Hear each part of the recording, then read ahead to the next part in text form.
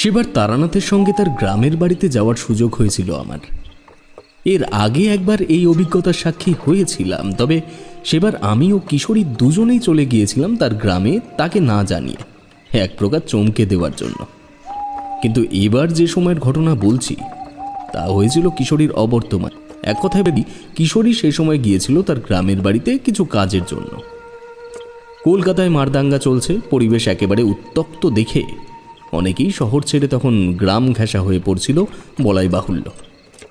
এমন অসংলগ্ন অবস্থায় যখন হুগলি স্টেশনে নেমে আমরা রামজয়পুরের গরুর গাড়ি ধরলাম, তখন সন্ধ্যা গড়িয়ে রাত নেমেছে। তারানাথের চোখে মুখে একটা প্রশান্তির ছায়া। বললাম, ঠাকুরমশাই, যদি ভুল না করি আমার অনুমান আপনার মনে কিছু একটা ব্যাপার আসা যাওয়া করছে এই গরুর গাড়িতে ওঠার পর থেকে, কি বলেন? হ্যাঁ, তা করছে বই কি। দেখো, কলকাতার ওই পচা নর্দমার পাশের এক চিলতে ঘরের থেকে বেরোতে পারলেই মনটা ভালো লাগে। তার উপর সেই বেরিয়ে পড়ার গন্তব্য যদি নিজের গ্রামের বাড়ি হয় তাহলে তো কোনো কথাই নেই। তবে এখন যে ব্যাপারটা মাথায় ঘোরাফেরা করছে তা এক মারাত্মক ঘটনার বিষয়বস্তু, যে ঘটনার সারমর্ম আমায় বুঝিয়ে দিয়েছিল জীবনের প্রথম বাসস্থান আর জীবনের প্রথম ভালোবাসা। এই দুটি জিনিস তুমি যতই ভুলে যাওয়ার চেষ্টা করো না কেন, এই দুটি স্মৃতি ঠিক নিঃশ্বাসের মতো জীবনের শেষ দিন পর্যন্ত বহন করতেই হবে। কীরকম, কোন দর্শনের সাপেক্ষে আপনি এই কথা বলছেন? বলছি শোনো। মুর্শিদাবাদ জেলার জামডাঙ্গা নামক গ্রামে বেশ কয়েকদিনের জন্য একবার এক সজ্জন ব্যক্তির বাড়িতে আশ্রয় নিয়েছিলাম। অনেক রকমভাবে বুঝিয়েও আমায় দিয়ে বাড়িতে মা লক্ষ্মীর প্রতিমা প্রতিষ্ঠা না করিয়ে ছাড়লই না। বাড়ির সমস্ত নিয়মাবলী ও উপাচার মিটিয়ে অবশেষে তাদের কাছের থেকে অনুমতি পেলাম। আবার শুরু হয়ে গেল আমার সেই বাঁধা ধরা জীবন। পথে পথে ঘুরছি আর ভাবছি কি একটা কাজ যেন আমায় খুব শীঘ্রই করতে হবে, কিন্তু কি সেই কাজ তা কিছুতেই বোধগম্য হচ্ছে না। প্রায় একদিন টানা অবিশ্রান্ত হেঁটে অবশেষে যে গ্রামটিতে রাত কাটানো ছাড়া আর কোনো উপায় রইল না, সেই গ্রামের নাম নন্দনপুর।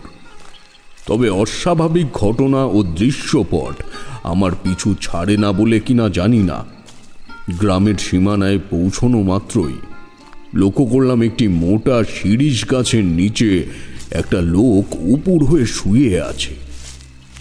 নিশুতি নির্জন রাত্রি। গ্রামের মানুষ এমনিও সন্ধ্যার পরে আর বাড়ির বাইরে থাকতো না সে সময়। চাষবাসের জীবিকায় থাকা মানুষেরা সারাদিন পরিশ্রমের পরে দুটো ভাত খেয়ে বিশ্রাম করতে চায়। লক্ষ্মী পূর্ণিমার উজ্জ্বল চাঁদের আলোয় তার পোশাক দেখে অনুমান করলাম যে শুয়ে আছে সে একজন সন্ন্যাসী। আমি এক পা দুপা করে তার কাছে গিয়ে একটু ঝুঁকে দেখতে গেছি, ঠিক তখনই লোকটা একটু নড়ল। আমি একটু অপ্রস্তুত হয়ে পিছিয়ে এলাম। ভাবলাম হয়তো সে আমার পায়ের শব্দ শুনতে পেয়েছে বলেই জেগে উঠেছে, কিন্তু আমার ধারণা ভুল। সে পুনরায় আবার জড় বস্তুর মতো হয়ে পড়ে রইল। আমি আরো মিনিট পাঁচেক চুপ করে দাঁড়িয়ে রইলাম, তবুও তার তরফ থেকে কোনো রকমের সজীব প্রত্যুত্তর পেলাম না। সেখান থেকে চলে যেতেই পারতাম, কিন্তু চোখের সামনে একজন মানুষ যদি রাস্তার পাশে উপুর হয়ে পড়ে থাকে তবে সে দৃশ্য অগ্রাহ্য করে যাওয়া যায় না। নিচু গলায় প্রশ্ন করলাম, এই যে আপনি রাস্তার পাশে এভাবে শুয়ে আছেন কেন? আমি কি আপনার কোনোভাবে সাহায্যে আসতে পারি? আমায় অবাক করে লোকটি উপুর হয়ে শুয়ে থাকা অবস্থাতেই জবাব দিল, এ বড় ভয়ঙ্কর রাস্তা বেঁচেছিস তুই। এই রাস্তায় আর বেশি দূর এগোস না। যেটুকু পেয়েছিস সেটুকুই তোর দৈবিক প্রাপ্তি মনে করে ফিরে যা। তার উত্তরে বুঝতে বাকি রইল না যে যিনি পড়ে রয়েছেন তিনি একজন সিদ্ধ পুরুষ। নইলে আমার দিকে না তাকিয়েই আমার অভিপ্রায় বুঝলো কিভাবে। হাত জোর করে বললাম, কিন্তু কিন্তু গুরুজি, আমি যে কোনো প্রকার ত্রুটি রাখিনি আমার চলার পথে। যেটুকু শক্তি পেয়েছি আমি তা তো মানুষের উপকারেই কাজে লাগাই, তবুও এমন অপ্রাপ্তির কারণ? এবার লোকটি ধীরে ধীরে উঠে বসল। তার নিষ্পলক দৃষ্টিতে দেখলাম একটা অস্থির নেশার ঘোর তার নেত্র যুগলে উন্মাদের মতো ছোটাছুটি করছে। সে আমার দিকে তাকিয়েছে ঠিকই, তবে তার দূরদৃষ্টি যেন আমায় দেখছে না। মনের অগোচরে এইরূপ অবস্থায় যে কোনো মানুষ তার পেছন দিকে ঘুরে একবার দেখে। আমিও তাই করলাম, এবং পেছনে ঘোরা মাত্রই যা দেখলাম তাতে আমার মনের মধ্যে সঞ্চিত থাকা সমস্ত মূল্যবান স্মৃতিগুলি মিলিয়ে গিয়ে নিমেষেই ঠিক বুকের মাঝখানটা শূন্য হয়ে গেল। সেই দৃশ্য আমায় একজন অতি সাধারণ মানুষে পরিণত করতে এক মুহূর্ত সময় নিল না। রাস্তার এপারে ওই মানুষটিকে পড়ে থাকতে দেখে ঠিক তার বিপরীত দিকে পরিবেশটা আমি ভালো করে লক্ষ্যই করিনি।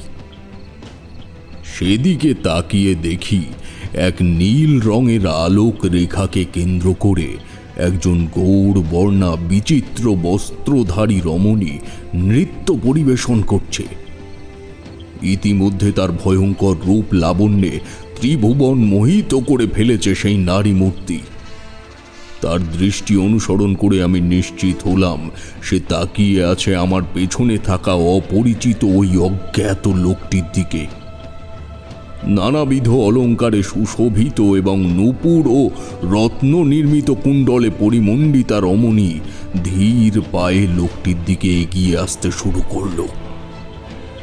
এমন দৃশ্য নিজের চোখের সামনে ঘটতে থাকলে নিজের শারীরিক স্থানান্তর ঘটানো খুব জটিল কাজ। আমার হাত পা যেন অবশ হয়ে গেছে, তবুও নিজের সর্বশক্তিতে মেয়েটির আসার পথ সুপ্রশস্ত করলাম। লোকটি তখনও একই রকম ভাবে নেশাগ্রস্ত দৃষ্টিতে সেদিকে তাকিয়ে রয়েছে। সত্যি বলছি, প্রকৃতির এমন নীলচে রূপ আমি আগে কখনো দেখিনি। রমণী তার কাছে এসে বলল, বলো, কি চাও তুমি? লোকটি এবার মন্ত্রমুগ্ধের মতো তার হাত জোড় করল রমণীর সম্মুখে। তারপর কাঁপা কাঁপা গলায় বলল, মা, আমার নাতির 2 মাস হয়ে গেল অসম্ভব জ্বর। কোনো ডাক্তার বদ্যিতে তাকে রেহাই দিতে পারছে না। আমায় তাকে বাঁচানোর একটা উপায় বাতলে দিন মা। তোমার পাঠকক্ষে তোমাদের বংশ পরম্পরার জমে থাকা কাগজ, পুস্তক ও পুঁথিগুলো ভালো করে দেখো। সেখানেই পেয়ে যাবে এই রোগ নিরাময়ের উপায়। এই কথাটাই শেষ আমার কানে এলো। ঠিক তখনই একটা মৃদু মধুর সুগন্ধ আমার দেহ মনকে একেবারে অবশ আচ্ছন্ন করে দিল। আমার জ্ঞান যেটুকু সময় ছিল তার মধ্যেই দেখলাম ওই লোকটি আবার যথাস্থানে ঘুরে উপুড় হয়ে শুয়ে পড়ল। তারপরে কি ঘটেছে আমি আর কিছুই জানি না। আমার জ্ঞান যখন ফিরল তখন বোধহয় মধ্য রজনী। একটু ধাতস্থ হতেই দেখলাম আমার পাশে শুয়ে থাকা লোকটি এবার কিন্তু আর শুয়ে নেই। সে খানিকটা দূরে বসে আমারই দিকে তাকিয়ে রয়েছে। তার ঠোঁটের কোণায় লেগে রয়েছে মিটিমিটি হাসি। হাতের ইশারায় আমায় তার পাশে ডেকে বললে, যা দেখলে তাকে বলি একটা ইন্দ্রজাল। তবে হ্যাঁ, এটা তোমার প্রশ্নের উত্তরও বটে। তারানাথ, তোমার জীবনে তোমার ঠাকুর তার অবদান অপরিসীম। তাই সেই অপার্থিব ভালোবাসার টানেই তাঁর আত্মা সব সময় তোমার সাথেই থাকে।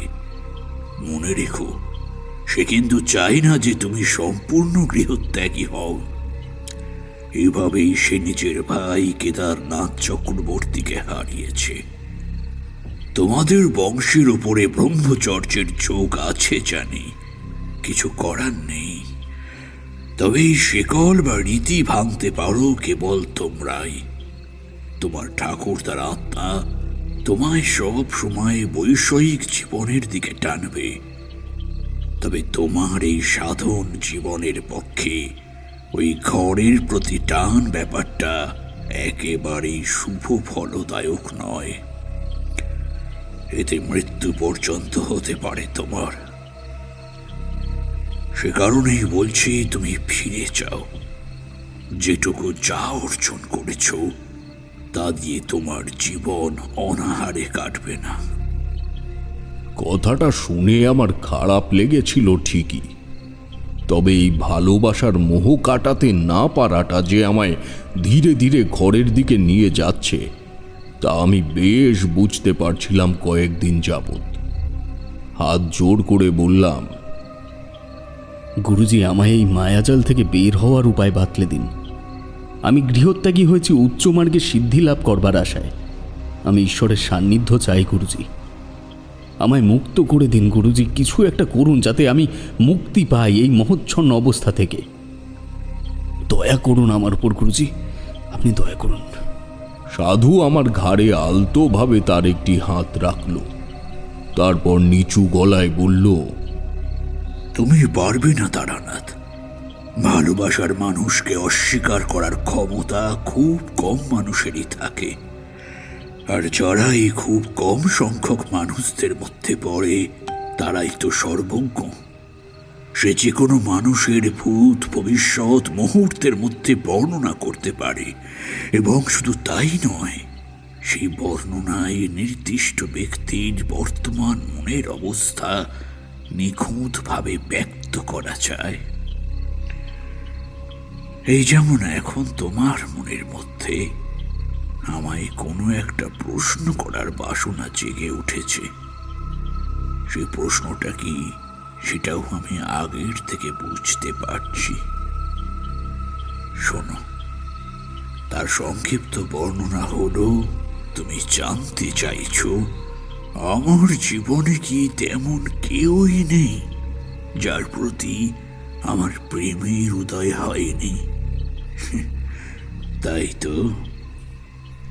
আমি অবাক হয়ে তার চোখের দিকে চেয়ে রইলাম।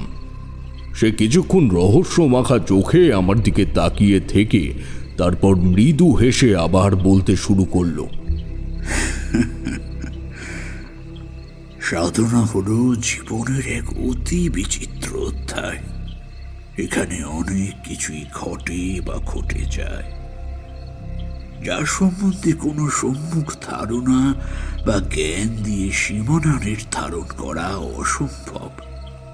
তবে সাধনায় কোনো কোনো সময় এমন পর্যায়ে আসে যার নেশা বা উন্মত্ততা সাধারণ মানুষ কখনো অনুভব করতে পারেনি। তখন একমাত্র সজ্ঞান সম্বল করে অজানার পথে বেরিয়ে পড়তে হয়, যেমন তুমিও বেরিয়ে পড়েছ। তবে এই পথে পাবে উত্থান, পাবে পতন, এবং তাই নিয়ে নিজের মনের মধ্যে চলবে যুক্তি তর্কের বন্ধ বিচার। এবং সংক্ষেপে এই প্রক্রিয়াকেই বলা হয় প্রকৃত সাধনা।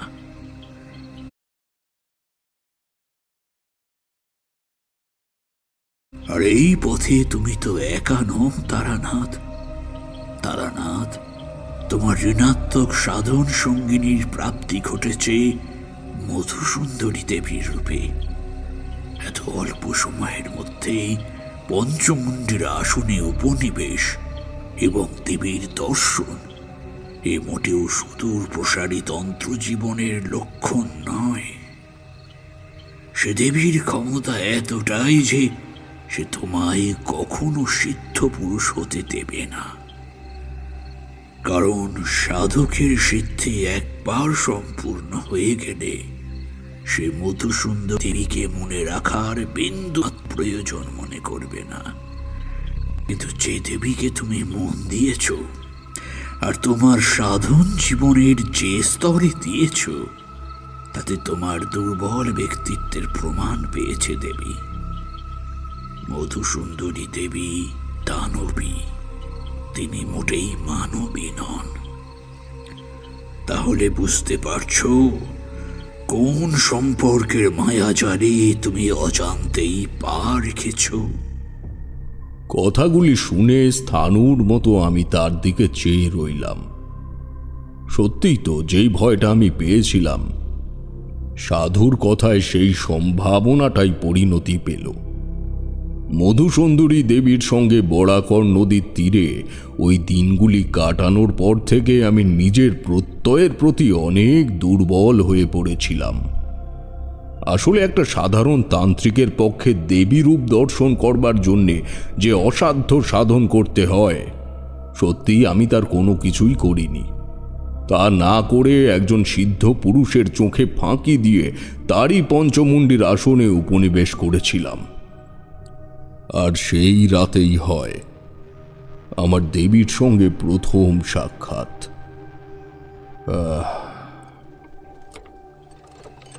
তারানাথ থামল। অবশ্যই এই বিরতির অন্য একটা কারণও হতে পারে। আমাদের গরুর গাড়িটি হঠাৎ থেমে গেছে কোনো কারণে। বাইরে সনসনে হাওয়ার শব্দ শুনতে পাচ্ছি, বোধহয় ঝড় উঠতে চলেছে। বৈশাখ মাসের মাঝামাঝি এই সময়টায় কাল বৈশাখী কোনো বিচিত্র ব্যাপার নয়।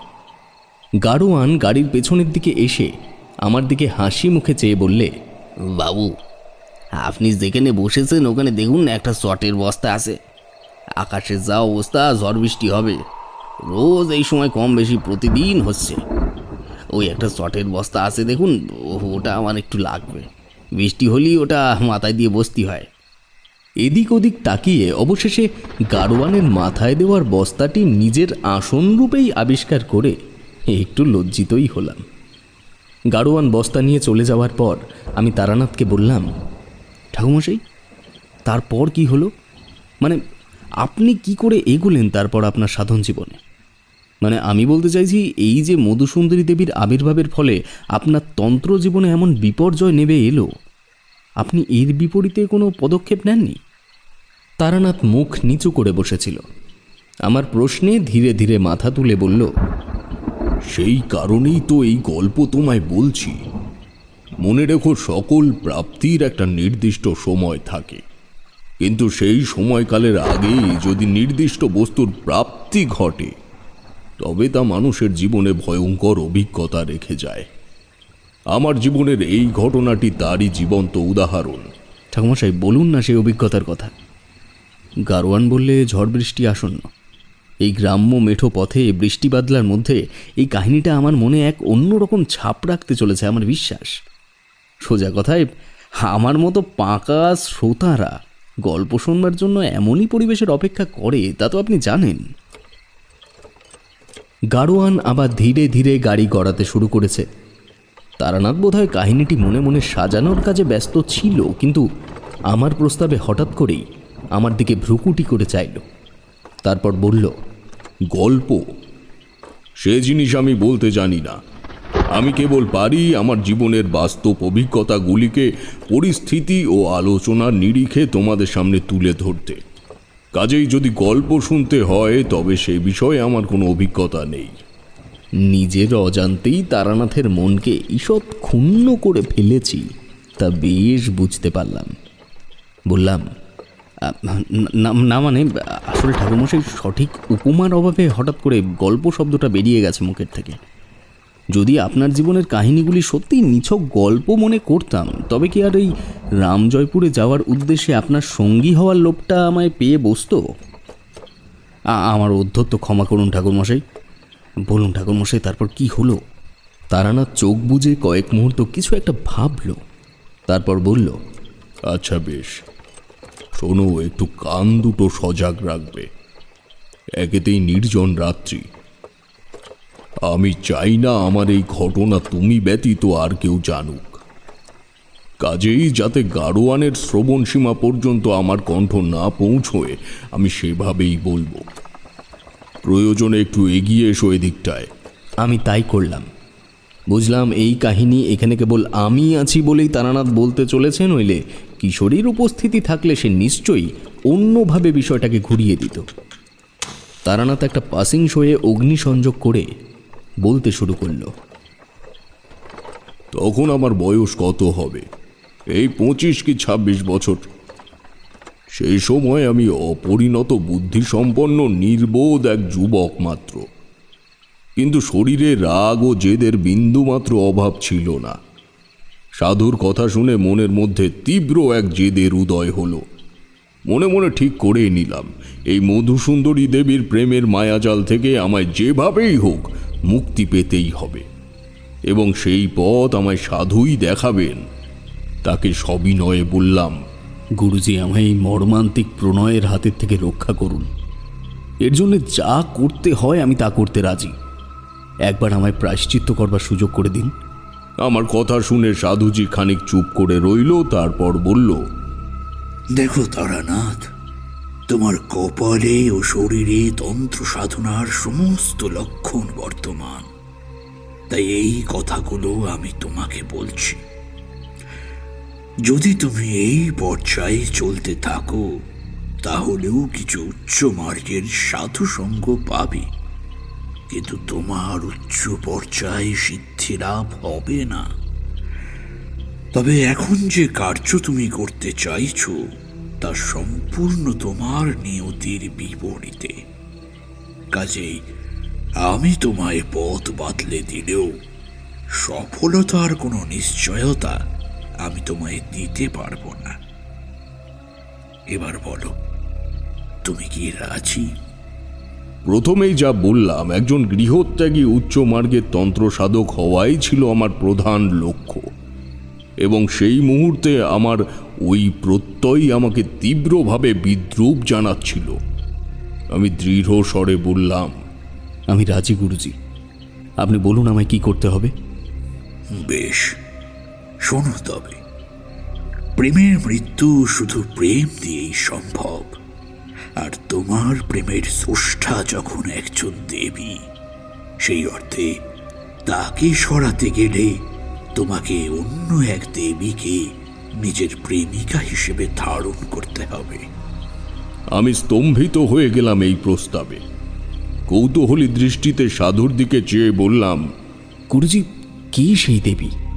সাধুর শান্ত চোখে এক সুপ্ত বিস্ফোরণ ঘটে গেল। চোয়াল শক্ত করে বলল, তোমায় সাধনা করে দেবী কুণ্ডলিনীকে জাগ্রত করতে হবে। তোমার আত্মা যেমন ঋণাত্মক সঙ্গিনীকে সাধনার মাধ্যমে অর্জন করেছ, ঠিক তেমনি তোমারই আত্মা দিয়ে তৈরি হবে এক ধনাত্মক শক্তি। এই দেবী শুধু তোমার চলার পথকেই প্রশস্ত করবে না, উপরন্তু তোমার সম্পূর্ণ সাধন জীবনে সঙ্গিনী হয়ে সিদ্ধি এনে দেবে। এমনকি সিদ্ধি লাভ হওয়ার পরেও তোমার পরবর্তী জীবনে সে তোমার থেকে বিচ্ছিন্ন হবে না, এবং পঞ্চমাকারে সিদ্ধি হলে সে তোমার শরীরে প্রবেশ করে কুণ্ডলিনী শক্তি হয়ে বিরাজমান হয়ে থাকবে। তবে এই সাধনা কিন্তু একেবারেই সহজলভ্য নয়। নিয়মের অমান্যতা সাধককে ভয়ঙ্কর মৃত্যু পর্যন্ত দিতে পারে। মৃত্যুর ভয় আমার কোনো কালেই ছিল না। সব সময় মাথায় এটাই চলতো যে আমার অনেক কাজ করা বাকি। জানি না কেন মাঝে মাঝে চোখের সামনে একাধিক অসহায় বিপদগ্রস্ত মানুষের মুখ ভেসে উঠত। তবে সেই জন্যই কিনা জানি না, সাধুর কথায় একটুও ভয় পেলাম না। বললাম, আপনি সাধনার প্রক্রিয়া বলুন, আমি সব কিছু নিয়ম মেনেই পালন করব। সাধুজির দাড়ি গোঁফ ঢাকা ঠোঁটের রেখায় মৃদু একটা হাসি খেলে গেল, বুঝতে পারলাম। সে বলল, কোনো শ্মশান সংলগ্ন অঞ্চলে গিয়ে সন্ধ্যার পর নদীতে স্নান করে সবার প্রথমে গঙ্গা পুজো করবে। তারপর সেই নদী তীরে শুভ্র বস্ত্রে পূর্ব দিকে মুখ করে দেবী কুণ্ডলিনীর আরাধনা করবে। প্রথম দিন কেবল এটুকুই হবে প্রধান কাজ। দ্বিতীয় দিন হবিষ শিখে মুক্ত মনে যথাসময়ে আবার নদী তীরে গিয়ে বসবে। যদি লক্ষ্য করো পূর্ব রাতের সাধনার স্থানটিতে কোনো গর্তের সৃষ্টি হয়েছে, তবে মনে করবে দেবী কুণ্ডলিনী তোমার ডাকে সাড়া দিতে চাইছেন। আর যদি তেমন কোনো কিছু না হয়? যদি না হয় তাহলে তুমি সেই স্থানটিকে আর খুঁজেই পাবে না। নদীর জল জোয়ারের আকারে ফুলে উঠে সেই স্থানটিকে আবৃত করে রাখবে। তবে মনে রেখো, হবিষ্যি সেরে তবেই নদী তীরে যেও, অন্যথা যেও না। দ্বিতীয় দিন আসনে বসার পূর্বে ওই গর্তের চারিদিকে ধূপ ধুনো জেলে প্রথমে জায়গাটিকে পবিত্র করে নেবে। মনে রেখো, ওই রাতটি নির্ধারণ করবে তোমার বাকি জীবনের চলার পথ। আসনে বসে মুক্ত নেত্রে সাধনার বীজ মন্ত্র জপ করতে হবে। সহজ কথায় বলে রাখি, এই রাতে এমন অনেক কিছুই দেখবে যা এর আগে কোনো দিনও দেখোনি। পরদিন সকালে যদি দেখো সেই গর্তটি এত সবের পরেও অক্ষত আছে, তাহলে বুঝে নিও তোমার কুণ্ডলিনী সাধনায় সিদ্ধি লাভ ঘটেছে। সেদিনের থেকেই তুমি এক সঙ্গিনীকে নিজের সঙ্গে পাবে, যে তোমায় উচ্চ মার্গের সাধক না বানিয়ে ছাড়বে না। সেদিন এটুকু বলেই সাধনার বীজ মন্ত্র শিখিয়ে দিয়ে সাধু স্থান থেকে প্রস্থান করল। কেবল যাওয়ার সময় একবার বলল, তবে মনে রেখো, বর্তমানে যে দেবীর আলিঙ্গনে তুমি অবকাশ কাটাও, সে কিন্তু এত সহজে এই ধনাত্মক দেবীকে তোমার সাধনায় সিদ্ধি পেতে দেবে না। প্রয়োজনে সে সাধককে মেরেও ফেলতে পারে। আমি সেদিন বাকি রাতটুকু ওখানেই থাকলাম। সাধুর কাছেই শুনেছিলাম ওই গ্রামে কোনো শ্মশান নেই। আশেপাশের 3টি গ্রামের মানুষ যায় তালদিঘির শ্মশানে। যে শ্মশান আমি যে স্থানে ছিলাম তার থেকে মাইল 3 পথ। সে কারণেই ভোর হতেই হাঁটা শুরু করলাম তালদিঘির শ্মশানের উদ্দেশ্যে। 2 গ্রামের থেকেই হবিষ্যির চাল ডাল সংগ্রহ করতে করতে সন্ধ্যা নাগাদ পৌঁছালাম শ্মশান চত্বরে।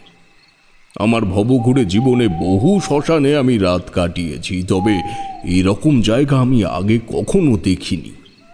শ্মশান চত্বরে প্রবেশ করা মাত্রই একটা চামড়া পোড়া গন্ধ আমার নাকের ওপরে আছড়ে পড়ল। শ্মশানের যে জায়গাটিতে দহন কার্যের সমস্ত সরঞ্জাম রাখা হয় সেই জায়গাটি অপেক্ষাকৃত উঁচু হয়। লক্ষ্য করলাম একটা সাদা বস্তার মতো কিছু ওই উঁচু জায়গাটিতে পড়ে আছে। প্রথমে দেখে আঁতকে উঠলেও সেই বস্তুটি ভালো করে পর্যবেক্ষণ করে বুঝলাম এটা কোনো বস্তা নয়। এটা আজকের পরলোকগত ব্যক্তির পরনের শেষ পোশাক, অর্থাৎ একটা সাদা রঙের ধুতি। কাজেই ওই ভয়ঙ্কর গন্ধের উৎস বুঝতে আর বাকি রইল না।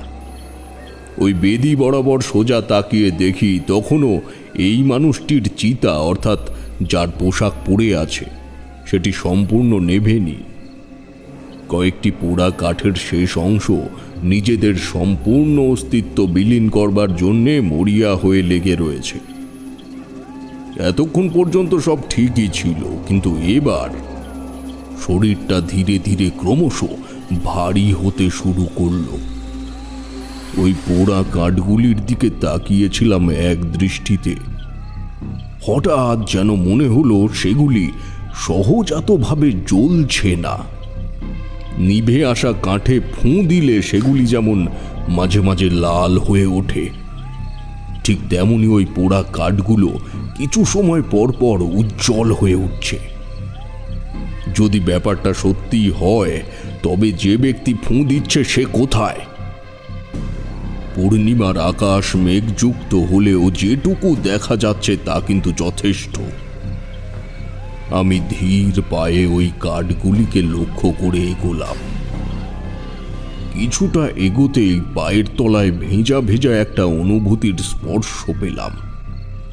তাকিয়ে দেখি চিতা নেভানোর জল পোড়া কাঠের আশেপাশে কিছুটা অঞ্চলে জমে আছে। তবে আমার এগিয়ে আসার সাথে সাথে আগুনের ফুলকি যে আরো বেশি লাল হয়ে উঠেছে তা স্পষ্ট বুঝতে পারছি। কাঠগুলির ওপরে একবার ঝুঁকে দেখতে গেছি, এমন সময় সেগুলি দাউ দাউ করে জ্বলে উঠল এবং একই সঙ্গে এই ঘটনার কারণ বুঝতেও বাকি রইল না। আগুনের ঝলকানিতে তার পাশে জমে থাকা জলে নিজের প্রতিবিম্ব দেখতে পেলাম।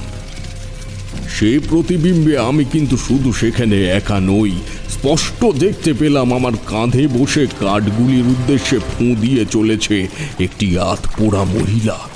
আমি এক মুহূর্তও দেরি না করে এক দৌড়ে নদীতে নেমে পড়ে একটা ডুব দিলাম।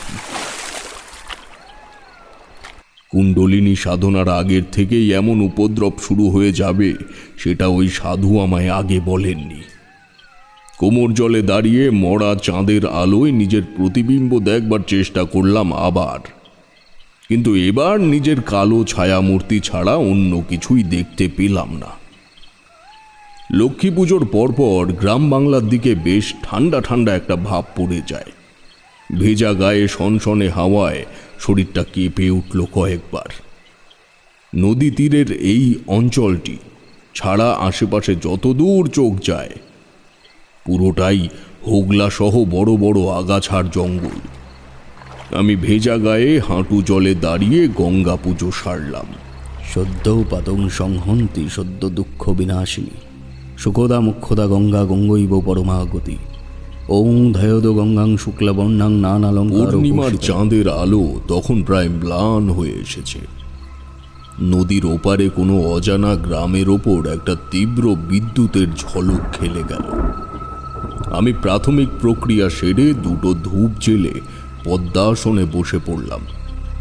কুণ্ডলিনী দেবীর আরাধনায় তখন প্রায় মগ্ন হয়ে গিয়েছিলাম।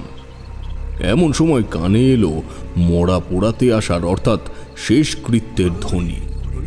বুঝলাম শ্মশানে নতুন মরা এসেছে। আমি অপেক্ষাকৃত পরিষ্কার জায়গাটায় বসেছিলাম, তাই হঠাৎ মনে হলো এই জায়গা থেকেই তো সব দেহ স্নান করাতে নিয়ে যাবে।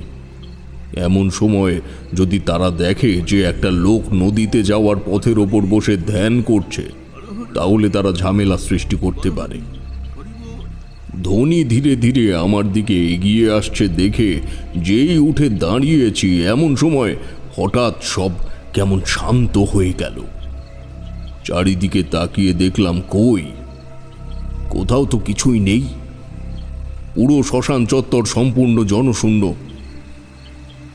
বুঝতে বাকি রইল না, বিপরীত শক্তি কঠোরভাবে আমায় সাধনাচ্যুত করবার কাজে লিপ্ত হয়ে পড়েছে। নিজের ওপর প্রচণ্ড রাগ হলো। যে দেবীর মোহে আচ্ছন্ন হয়ে দিনের পর দিন উন্মাদের মতো বরাকর নদীর তীরে পড়েছিলাম, আজ সেই সঙ্গিনী আমার উচ্চ সাধনার পথে সব থেকে বড় বাধা হয়ে দাঁড়িয়েছে। আসলে কি বলতো, ভালোবাসার বন্ধন মানুষকে ক্রমশ দুর্বল মনস্ক করে ফেলে। না হলে আমি সত্যিই সাধনার অনেক ওপরের মার্গ পর্যন্ত যেতে পারতাম। তারানাথ চুপ করে গেল।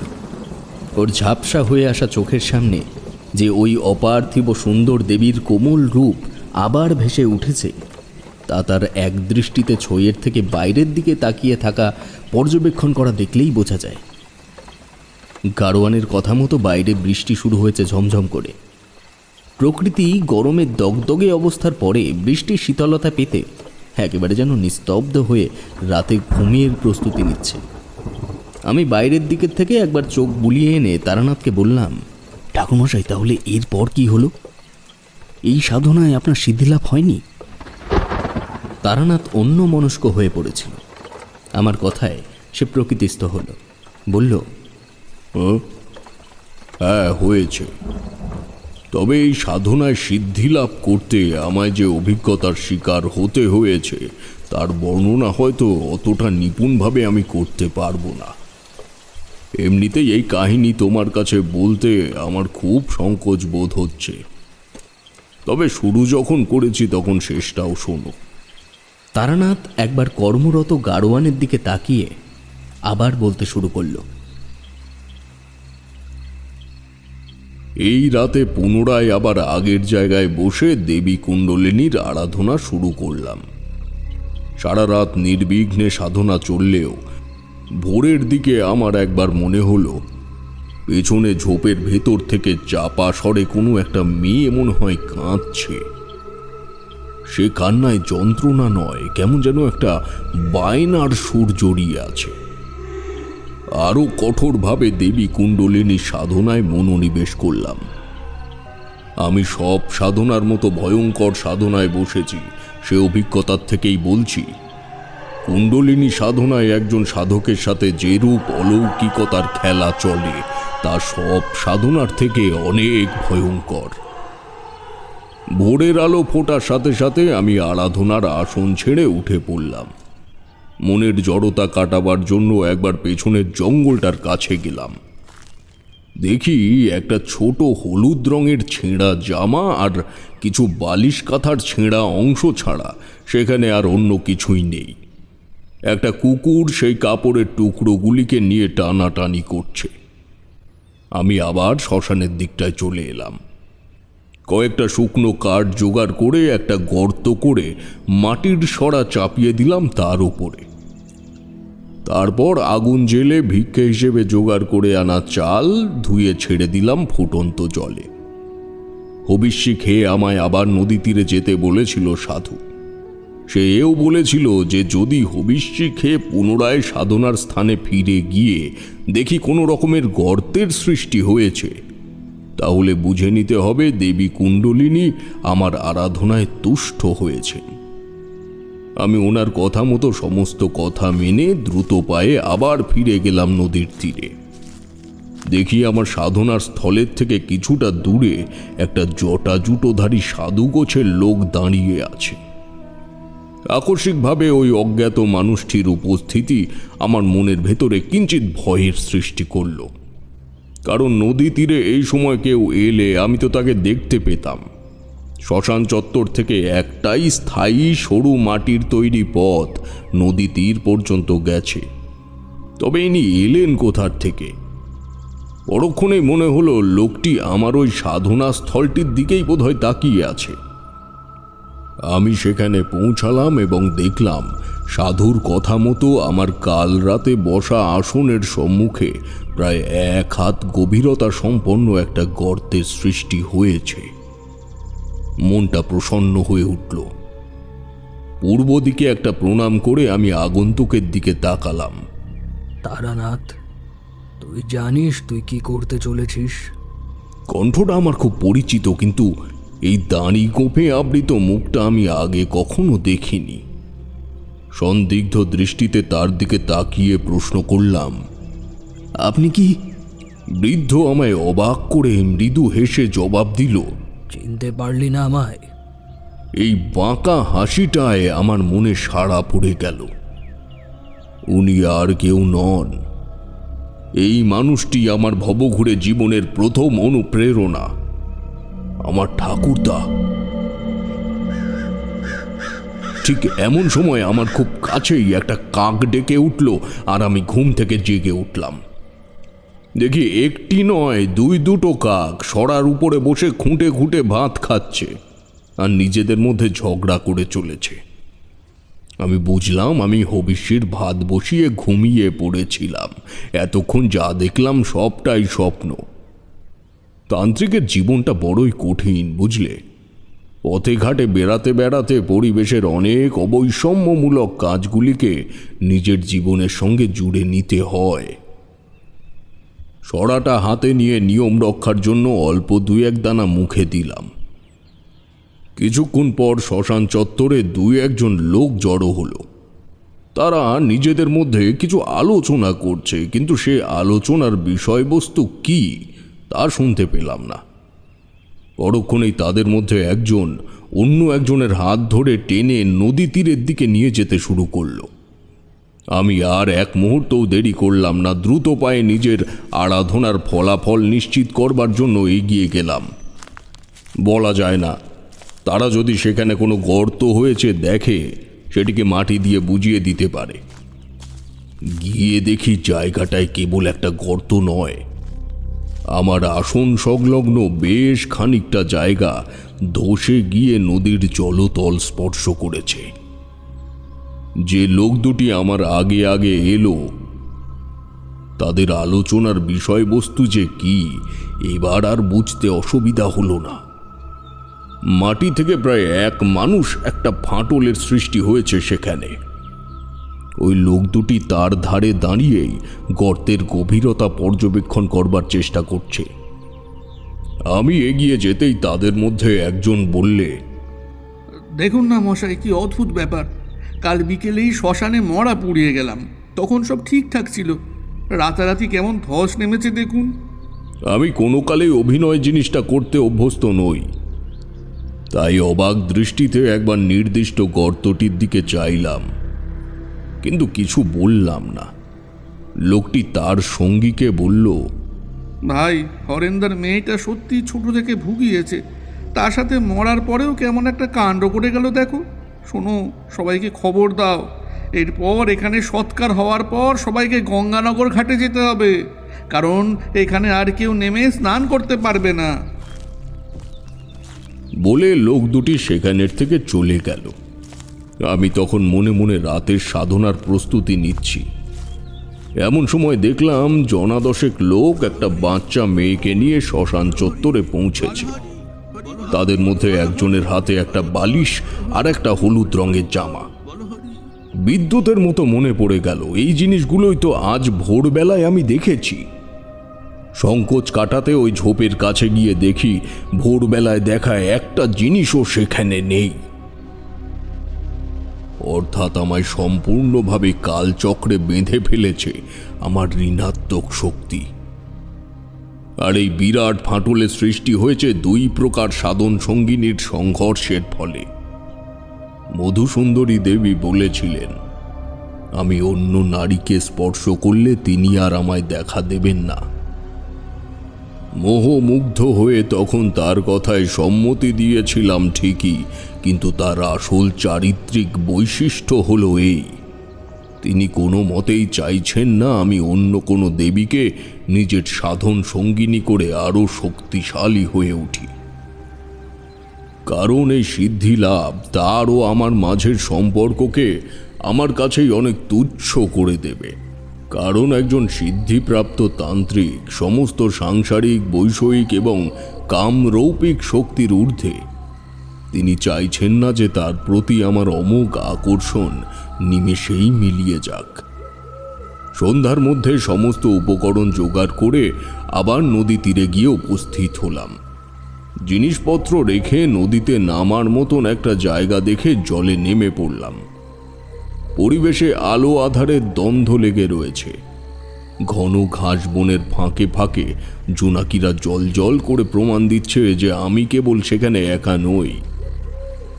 কেন জানি না সেই প্রথমবারের জন্য সেদিন মনে হয়েছিল আমার ওই বুক জলে দাঁড়িয়ে যে আজ এমন কিছু একটা ঘটতে চলেছে যা আমার জীবনের প্রতিটা পাতায় তার প্রভাব রেখে যাবে। কয়েকটা ডুব দেওয়ার পর হঠাৎ লক্ষ্য করলাম ঘাটের ওপরে যেখানে আমি প্রয়োজনীয় সামগ্রী রেখে জলে নেমেছি তার আশেপাশে একটা শেয়াল ঘোরাঘুরি করছে। কাজেই স্নান সেরে উঠে পড়লাম দ্রুত। শুদ্ধ দেহে পূর্বের আসনে পুনরায় দেবী কুণ্ডলিনী সাধনায় বসলাম। সাধুর সতর্কতা অনুযায়ী এই রাতেই উপদ্রব তুলনামূলক বেশি হওয়ার কথা ছিল। ভোর পর্যন্ত নির্বিঘ্নে সাধনা সম্পন্ন করে উঠে দাঁড়াতেই দেখলাম আমার থেকে কিছুটা দূরে এক অতীব সুন্দরী নারী আমার দিকে সন্তোষের দৃষ্টি নিক্ষেপ করে দাঁড়িয়ে রয়েছে। খানিক ইতস্তত করে নিচু গলায় বললাম, দেবী, দেবী, আমি আপনাকে প্রসন্ন করতে পেরেছি, এই আমার পরম সৌভাগ্য। আপনি আমাকে পথ দেখান দেবী। আমায় অবাক করে দেবী বললেন, এই সাধনায় সিদ্ধ সাধকই কুণ্ডলিনীর পরম স্বামী হিসাবে গৃহীত হবে। তাই দয়া করে আমাকে দেবী বলো না। তবে এক সাধনায় সিদ্ধি লাভ হয় না। তাই তো আমি এসেছি তোমায় পথ দেখানোর জন্য। তবে বলুন আমায় কি করতে হবে। সবার আগে গ্রামে ফিরে চলো।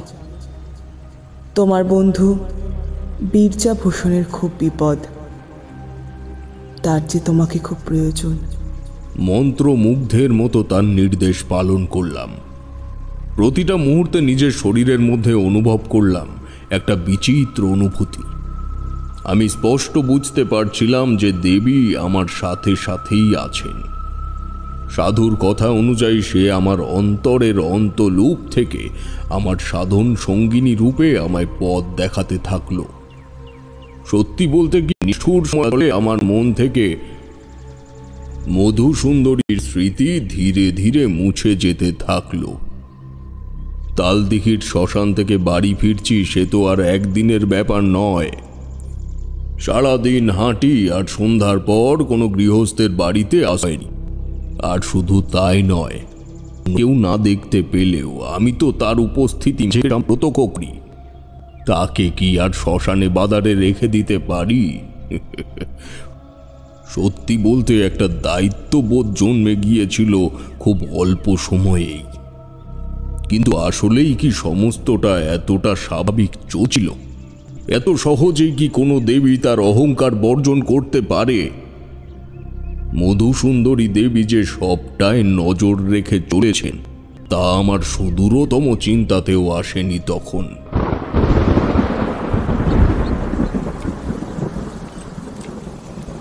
তারানাথ হঠাৎ থেমে গেল। বুঝলাম গল্পের পটভূমি তাকে আবার বিভোর করে তুলেছে।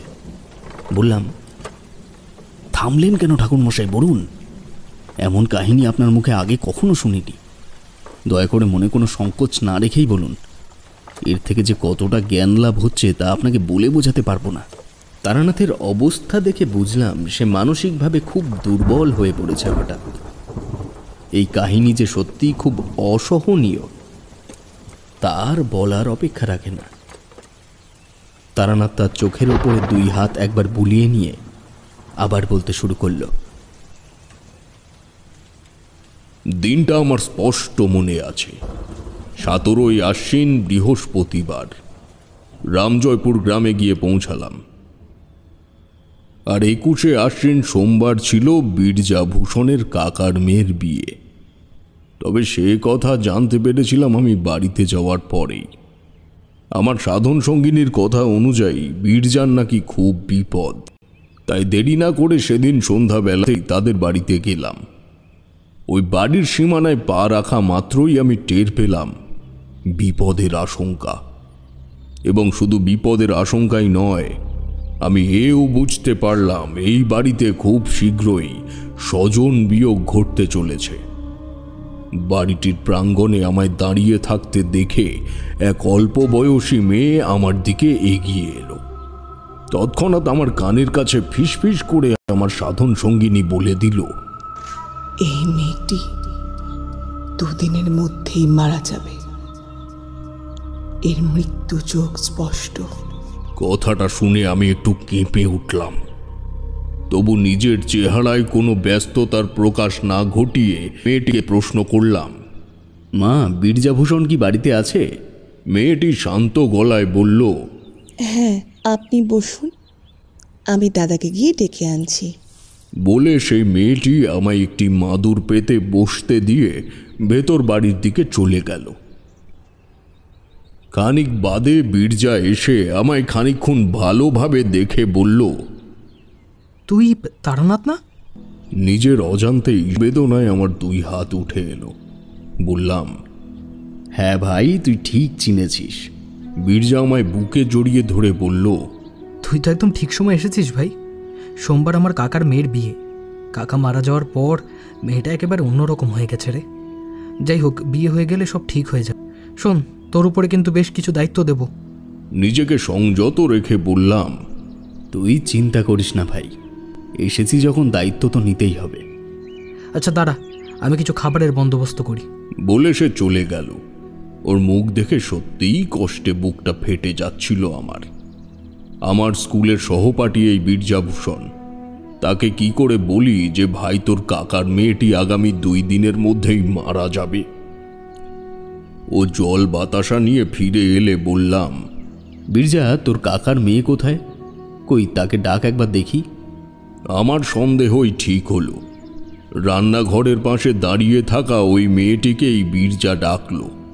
হাসি মুখে বলল, লক্ষ্মী, লক্ষ্মী, এই যে এদিকে এসো। এই দেখো, এটাও তোমার এক দাদা।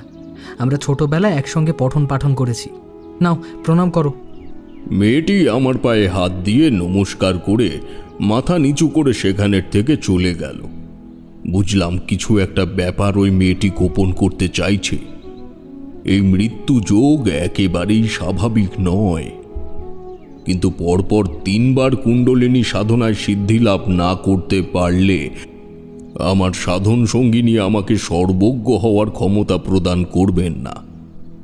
তাই ঠিক করলাম আমাকেই তার কাছে গিয়ে শুনতে হবে। বীরজাকে বললাম, ভাই, তোর কাছে একটা জিনিস চাইব, তুই কিন্তু না করতে পারবি না। আরে বল না, কি চাইবি তুই? আমি তোর কাকার মেয়ের সাথে একবার কথা বলতে চাই আলাদাভাবে, যদি কারোর আপত্তি না থাকে তো। বীরজা আমার কাঁধে চাপড় দিয়ে বলল, এটা আবার আপত্তির কি আছে? আমার বোন তো তোরও বোন নাকি? দাঁড়া, আমি ওকে ডেকে দিচ্ছি। বীরজা মেয়েটিকে ডেকে দিয়ে বাজারের থলে নিয়ে বেরিয়ে গেল। মেয়েটির নাম সার্থক। এমন লক্ষ্মীমন্ত শান্ত মেয়ের নামই তো লক্ষ্মী হওয়া উচিত। মাদুরে বসে নিচু গলায় বলল, বলুন দাদাবাবু, আমায় কি বলবেন? আচ্ছা বোন, আমায় একটা কথা বলো তো, তোমার কি এই বিয়েতে মত নেই? দেখো, আমায় বন্ধু মনে করে বলো, আমি তোমায় সম্পূর্ণ সাহায্য করব। যা ভেবেছিলাম ঠিক তাই। প্রশ্ন করবার সাথে সাথেই তার 2 চোখ জলে ভরে এলো। কেঁদো না বোন, কেঁদো না। দেখো, কান্নাকাটি করে সময় নষ্ট করো না, আমাদের হাতে সময় কিন্তু খুবই কম। দাদাবাবু, আমি পলাশকে ভালোবাসি। পলাশের সাথে ছাড়া অন্যত্র বিয়ে হলে আমি আত্মহত্যা করব। কথাটাও সহজভাবে বললেও আমি তো এখন জানি যে এই সিদ্ধান্তের ফল আগামীতে কি হতে চলেছে। হাতে সময় মাত্র 48 ঘন্টা, তার মধ্যে আমায় নিয়তি বদলে ফেলতে হবে। হ্যাঁ, এখানে বলে রাখি, স্বেচ্ছায় মৃত্যু অর্থাৎ আত্মহত্যা কপালে লেখা থাকলে সে নিয়তির পরিবর্তন করা সম্ভব। তবে বিধি নির্ধারিত মৃত্যুতে কারোর কোনো রকমের মুনশিয়ানা খাটে না। তাই সময় নষ্ট না করে বললাম, তুমি তোমার দাদাকে অর্থাৎ বীরজাকে এই কথা বলেছ? দাদাকে বলেছি, কিন্তু সে রাজি হয়নি। পলাশ তো তেমন কিছু করে না, তারপর তার বাবার সম্পত্তি বলেও কিছু নেই। কিন্তু কিন্তু দাদাবাবু, কই কই তাতে আমার তো কোনো আপত্তি নেই। আমার দরকার নেই কোনো মাৎসর্যের। আপনি আপনি একবার দাদাকে বোঝান দাদাবাবু। মেয়েটির অবস্থা দেখে আমার মনটি খুব খারাপ হয়ে গেল। সত্যিই তো, একটা মেয়ে শুধু ভালোবাসার অভাবে মরতে চলেছে, তা কি মেনে নেওয়া যায়? নরম কণ্ঠে বললাম, দেখো, ওসব আত্মহত্যার চিন্তাভাবনা মাথার থেকে সরিয়ে দাও। আমি নিজে তোমার দাদার সাথে কথা বলবো। তুমি এই ব্যাপারে নিশ্চিত থাকো যে পলাশের সঙ্গেই তোমার বিয়ে হবে। লক্ষ্মীকে আশ্বস্ত করে পলাশের ঠিকানা নিয়ে সেদিন বাড়িতে চলে এলাম, কিন্তু নিজেকে নিজে ঠিক নিশ্চিন্ত করতে পারলাম না। মাঝরাতে দাওয়ায় বসে কি করব ভাবছি, আমার সাধন সঙ্গিনী এসে আমায় পথ দেখালেন। মেয়েটির বিয়ে হচ্ছে পাশের গ্রামে। তোমার বন্ধু বীরজাভূষণের মনে তাদের প্রতি বিরূপতা সৃষ্টি করতে পারলেই তোমার কাজ আরও সহজ হয়ে যাবে। এজন্যেই বলে, নারী শক্তির ওপরে বিশ্বাস রাখলে ধরনীর যে কোনো সম্পর্ককে বেঁধে রাখা সম্ভব। তিনি এই কথা না বললে আমার দূর দূরান্তের চিন্তায় এই সমাধানের উদ্ভব হতোই না। বীরজা বরাবরই রকচটা, বাল্য বয়সে সে যখন ন্যাড়া করত, কারোর সাধ্য ছিল না তাকে ন্যাড়া বলে। সে অনৈতিক আত্মসম্মান বোধ তার মধ্যে যে এখনো বর্তমান, সেটা বুঝলাম তার পরের দিন তার সাথে কথা বলে। বিরজা, ওই ছেলের বাড়ির সাথে তোর বাড়ির কাজ হলে তোদের একটু নতশিরেই থাকতে হবে। কেন? তা কেন? মানে এমন কথা কেন বলছিস তুই? দেখ, এত বড় বাড়ির সঙ্গে সম্বন্ধ বেঁধেছিস, পরে নিন্দামন্দ কথাবার্তা কিছু হলে সেগুলো তো তোদেরকেই মেনে নিতে হবে। তারা কি ধুমধাম করে অনুষ্ঠান করবে, আর তোরা কিভাবে নমো নমো করে কাজ ছাড়বি। দেখ, বিরজার কপালে চিন্তার ভাঁজ পড়ল। সে বলল, কথাটা তুই ঠিকই বলেছিস, কিন্তু দেখ তারানাথ, আমি জীবনে কোনোদিনও চুরি চচ্চুরি করিনি। আমি কোনোদিনও মানুষের পিঠ পিছে কথা বলা সহ্য করতে পারবো না, কিন্তু এদিকে আমি সম্ভাব্য অনেক মানুষকে নিমন্ত্রণ করে ফেলেছি। এখন তাহলে কি করা যায় বলতো? তোর বিশেষ কিছুই করতে হবে না, তুই মাথা উঁচু করেই বোনের বিয়ে দিবি। তুই শুধু এই ছেলের বাড়িতে খবর দিয়ে দে যে তোর নিকট সম্পর্কের কোনো আত্মীয় মারা গেছে, এই মুহূর্তে বিবাহের কাজ এগোনো সম্ভব নয়। বেশ, তাহলে তাই হবে।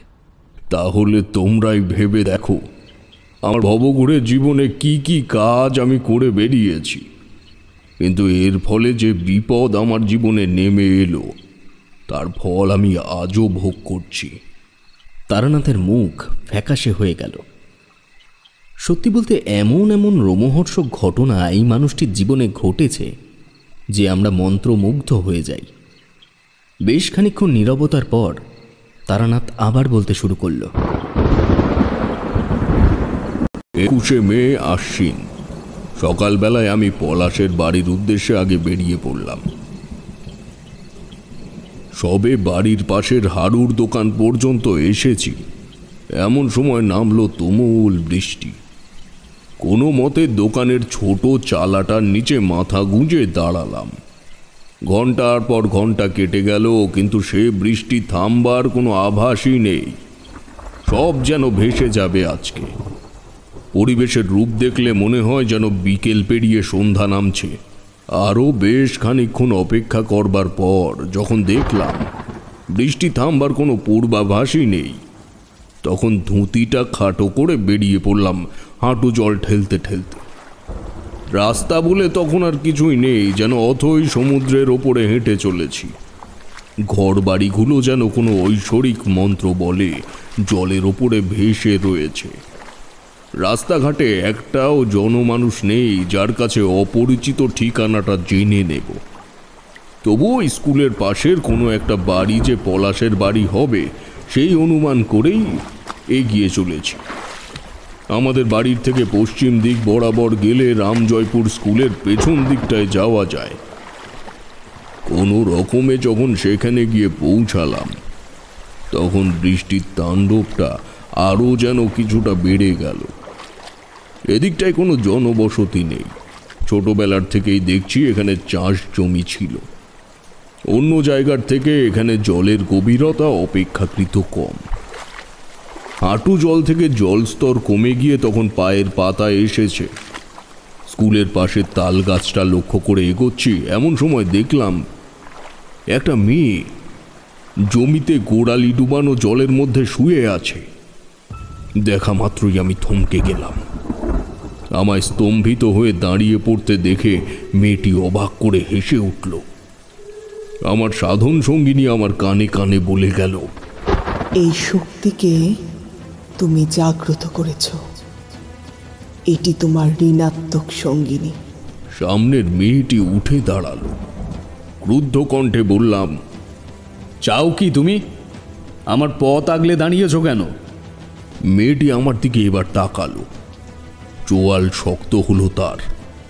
বলল, উচ্চ সাধনা প্রাপ্তির জন্য মধুসুন্দরী দেবীকে ত্যাগ করবার সিদ্ধান্ত নিলে।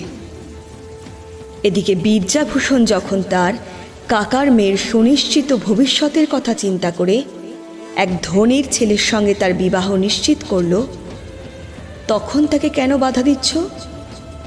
মেয়েটি তার ভালোবাসার মানুষকে না পেলে আত্মহত্যা করবে বলে? সেই কারণেই কি তুমি পলাশকে নিয়ে যেতে চলেছ? কিন্তু একই কারণে উচ্চ পর্যায়ে সাধক হওয়ার লাভ তুমি নিজের ভালোবাসাকে বর্জন করছো। ভুলে যেও না তারানাথ, তুমিও একজন সাধারণ মানুষ। তোমার সিদ্ধি লাভের পর তোমার সাধন সঙ্গিনী তোমার সারা শরীরে মননে বিরাজমান হয়ে যাবে। তুমি চাইলেই তাকে কোনো বাহ্যিক আকার দিতে পারবে না, তোমার শাস্তি হবে না। কিন্তু এখানের থেকে দুটি পথের মধ্যে যে কোনো একটি পথ বেছে নিতে হবে। এক, তুমি তোমার বর্তমান সঙ্গিনীকে সম্পূর্ণরূপে ত্যাগ করে নিজের ঠিক আগের পর্যায়ে ফিরে আসবে, আর এতে তুমি কখনোই দুমুঠো অন্যের যন্ত্রণা ভোগ করবে না, এবং তারই সাথে এক দৈব সন্তানের জন্ম দেবে তোমার প্রিয়তমা পত্নী। আমার অংশ থাকবে সেই সন্তানের মধ্যে। অন্যথা এই দেবী যখন তোমার শরীরে সম্পূর্ণ প্রবেশ করে যাবে, তখন কিন্তু আবার মধুসুন্দরী দেবীর আকর্ষণ তোমায় উন্মত্ত করে তুলবে। তখন কিন্তু এই দেবী তোমায় ছেড়ে দেবে না। মনে রেখো, দেহের পরিপূরক দেহ, কিন্তু প্রেমের পরিপূরক প্রেম নয়।